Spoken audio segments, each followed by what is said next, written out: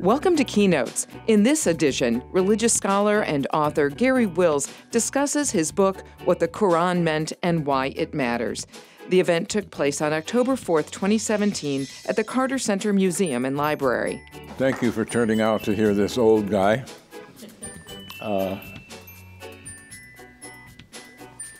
Donald Trump, campaigning last year, said on the Anderson Cooper show, "Islam hates us."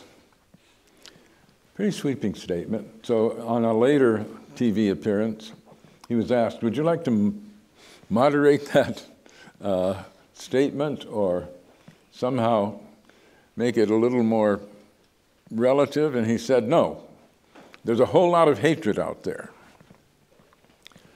Well, if Islam hates us, we'd better be very, very afraid, because they make up 23% of the world's population, second only to Christians, who are 2 billion. They're 1.6 billion, and we're 2 billion. Combine them, and that's over half of the population of the globe. So what do we do if we have to cope with all this hatred coming at us from 23% of the population of the world? We must have to do terrible things because they're scattered through many countries. They're not just in the few that Trump wants to prevent from coming here. They're in this country. As he was just pointing out, the Gold Star father's son died in battle for the American army. But why was he doing this if he hates us? And we're told that all Muslims hate us.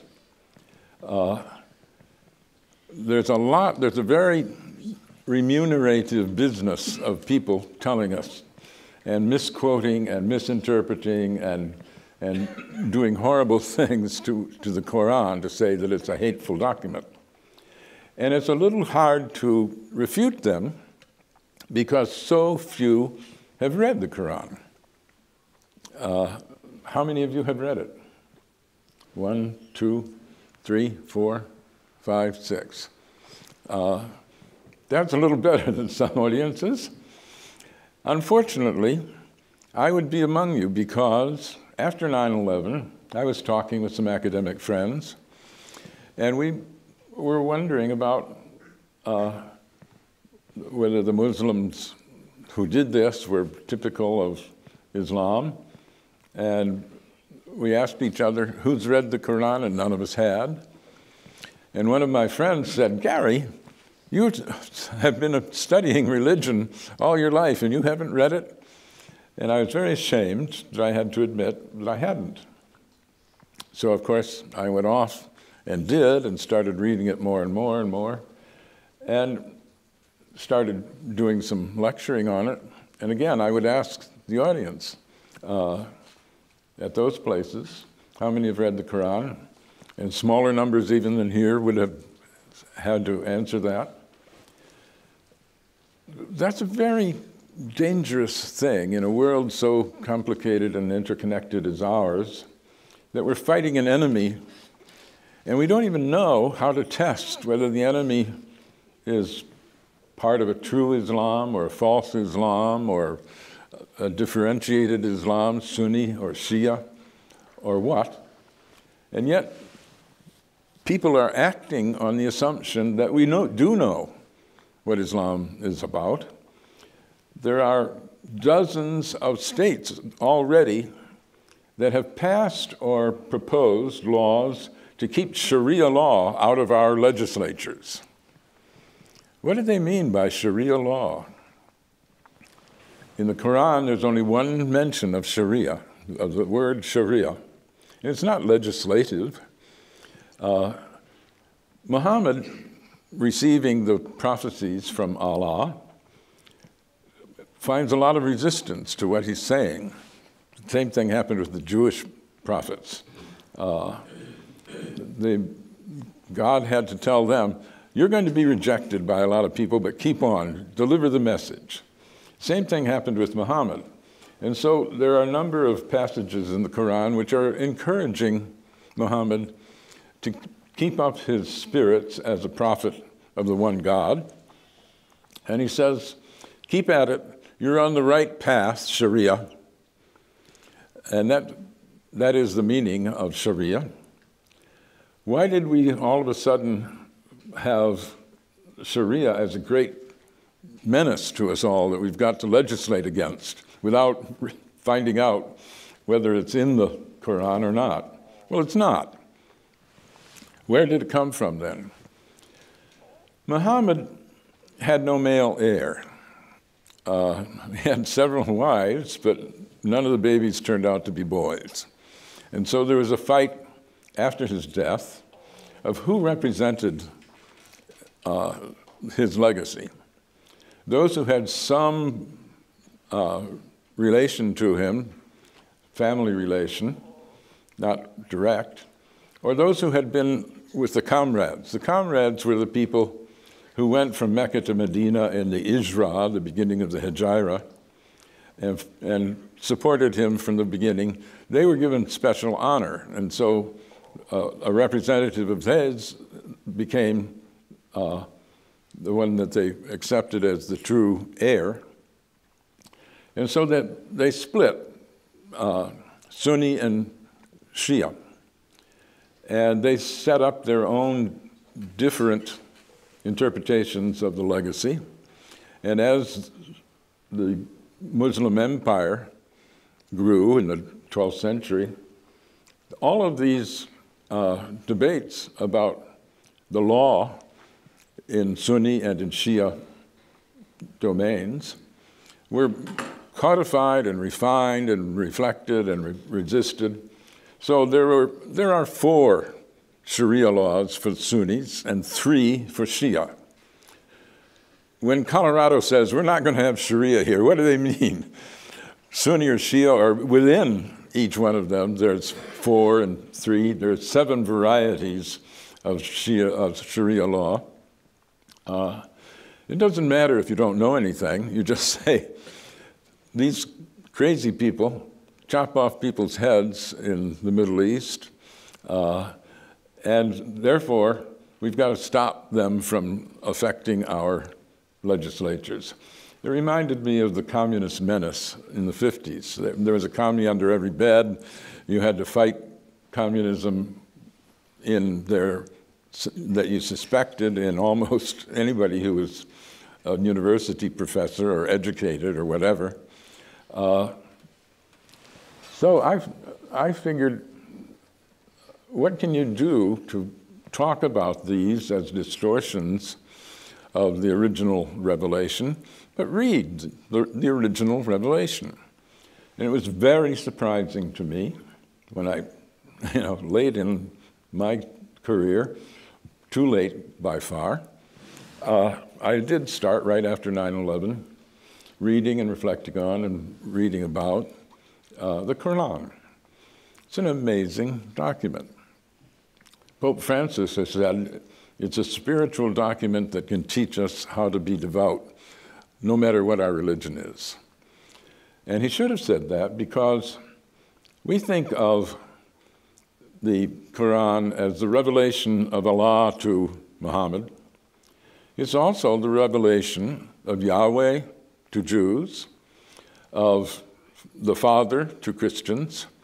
They're all the same God, and that's what he tells Muhammad. I have always talked to my creatures from the beginning of the time when I created them, and I set up 3 main covenants. One with the Jewish covenant, second with the Christian covenant, and now with yours, which is the seal. Not that it cancels the others. On the contrary, it confirms all of the others. Seal means that. They're all true. And the most true, and the most honored, is Jesus. He has a tremendous part in the Qur'an. His mother is the only named woman in the Qur'an. The mother of Jesus. John the Baptist is a prophet in the Qur'an because he led up to Jesus. Jesus works miracles that even Muhammad never worked. There's an ascending scale of prophets, even though they're all equal. He said, my message is the same to people, whether they're, he said, I set up a revelation in Hebrew for the Jews, in Greek for the Christians, and in Arabic for the Muslims, because I always want to talk to people in their own language. And the Arabic prophets, there were Arabic prophets even before Muhammad. 3 are named. So it's not one revelation that excludes all the rest. And, you know, we hear things like Islam hates infidels. What do you mean by, that's not a word that he uses. He doesn't use a word for infidels that means atheists. There were no atheists in the 7th century. That was something that would come along with the growth of secular values. He means always idolaters. That is, people who worship different gods from the one God, polytheists. And of course, that's the same attitude that Yahweh has for the Jewish God, who's a jealous God. He says, I am God, there are no other gods before me. It's only other gods that are attacked in the Qur'an. This was an amazing thing to me to think that the Qur'an is more inclusive than the Tanakh of the Jews or the New Testament of the Christians. We think relatively, with some exceptions, that there are chosen people among the Jews who are the circumcised, chosen people among the Christians who are baptized, but the chosen people for the Qur'an are all monotheists. Anybody who preached one God is preaching me. And that begins with Adam. Adam in the Qur'an falls, like Adam in the Genesis. But after the fall, he repents. And one of the themes running all the way through the Qur'an is God is mainly merciful. And if you repent, he will grant you mercy.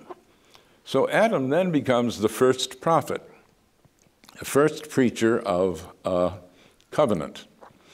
And then after that, every prophet who comes along, Abraham, Moses, John, Jesus, they're all confirmed by Allah in what he tells Muhammad in the Qur'an. So the Qur'an is extremely ecumenical, not exclusive, not preaching hatred of the other. The only other in the Qur'an is the idolaters. And Muhammad had very great experience of that. Mecca was an oasis city in the desert, and caravans would come in, and some of these caravans would bring in different rituals and different adherence to gods. And in the Kaaba, the sacred center of Mecca, which is still the center of all pilgrimage for Muslims, which was built by Abraham, according to the Qur'an, they set up idols for their various gods, which was like the profanation of the Jewish temple or the taking over of the holy place of the Holy Sepulchre for Christians. And Muhammad originally in Mecca preached against these idols. What are they doing in Abraham's sacred place? And his own tribe drove him out, and he left and went to Medina. And in Medina, the people from Mecca continued to pursue him and attack him. And so he had, at that second stage of his career, to talk about what is justified in our answering what's going on here. He said, you can fight anybody who attacks you. The only just war is a defensive war.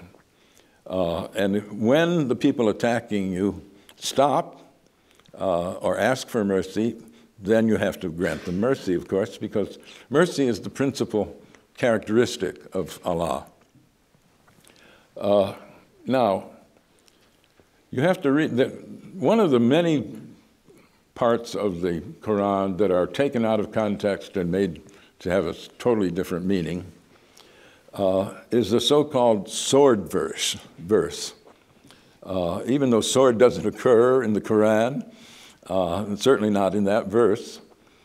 And in that verse, he says, after the 4 months, you can go out and lay traps to get the polytheists. And of course, people read that as a kind of blanket thing.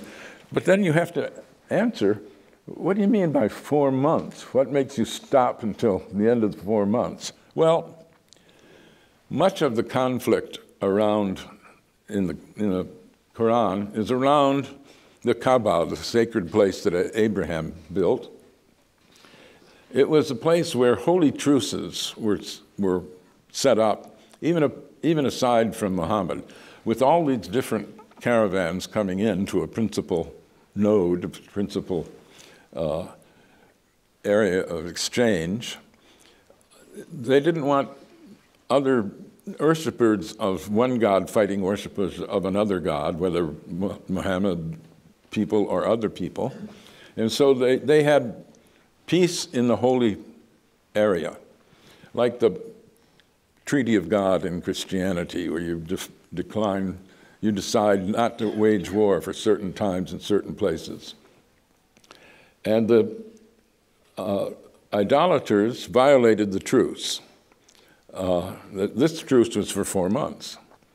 They violated the truce, and he said, can you fight them in the holy area around the... He said, no. You have to wait until the end of the 4 months, and then you can go out and attack the people who attacked you. Only those. Not their non-combatant relatives or anyone else. And if they ask for mercy, you have to give them mercy. That's the sword verse, the most militant verse. But it's always quoted without the introduction, which is about the sacred truths, or without the postlude, where he says, if they ask for mercy, then you give them mercy. And the mere fact that what was at issue was a holy area and a holy truth makes some people talk about the Quran as waging holy war. He was saying, don't war in the holy part. So it's very hard to call people to inspect what they're saying unless you go back and read not only this verse or that verse, which is all that is normally offered, but the whole Quran, and especially the context of these few verses that are always cited. The attitude toward women is another. There are things, of course, in the Quran that are offensive to us today.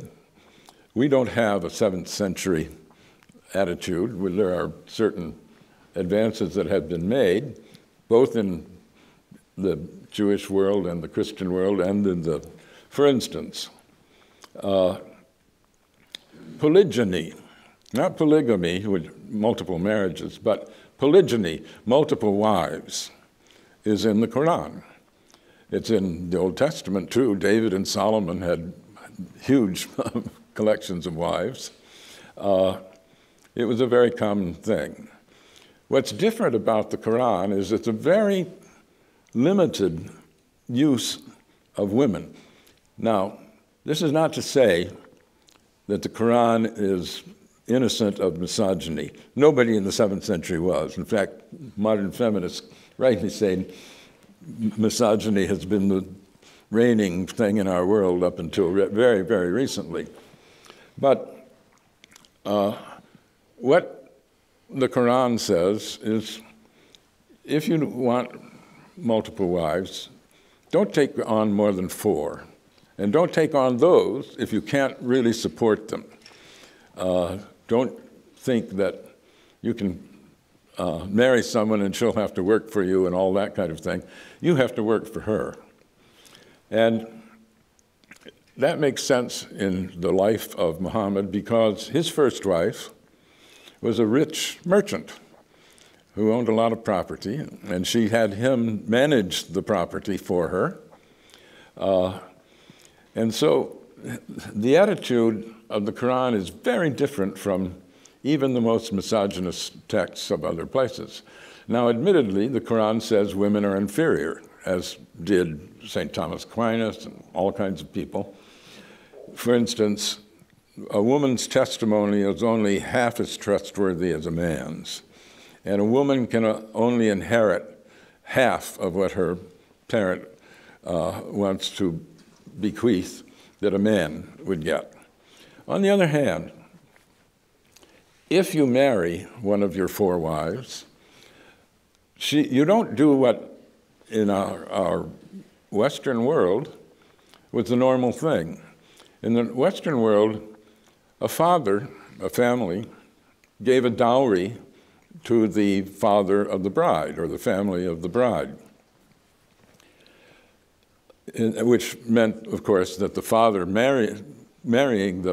offering the woman for marriage had to have some money to do that. And when he didn't have the money, these women were really left kind of stranded. They were sent to nunneries, especially in Italy in the medieval days. So in effect, you sold your child to a rich family, an important family. It was a step up in your social standing to give a dowry to a really relatively superior family. In the Qur'an, the groom pays the bride directly, not her family, doesn't go to her family at all. And she keeps that property so that if the man wants to divorce her, for instance, she takes the property away, which is a great inhibitor, as you might imagine, of divorce. Also, it was a consensual marriage. She only married if she agreed to. And the protection of her in marriage is spelled out very elaborately. You cannot degrade her, dishonor her, whatever. So even the parts of the Qur'an that are repellent to us, like the misogyny, are less repellent than much of what was going on then. And the people are surprised to learn that there are a lot of feminist Muslims. Some wear the hijab as a kind of badge of loyalty, some don't. It's not in the Qur'an, the hijab. Certainly not the burqa. That's part of the later development of things, like the later development of Christian ideas of clothing. When I was a kid, wives had to cover their heads to go to church. But more important, nuns had to be completely wrapped up. When I was going to grade school to wonderful Dominican nuns, we had no idea whether she had hair or breasts or a waist or buttocks. So that was all taboo. You couldn't even think about that. Well, that's what the burqa is, but it's a matter of not of Central Islamic teaching, but of one of these later developments that, like later developments in Christianity in the Middle Ages, got very far away from the New Testament. So those things get very far away from them. So I was wondering why feminists continue to wear the hijab. And they say, we're proud of it.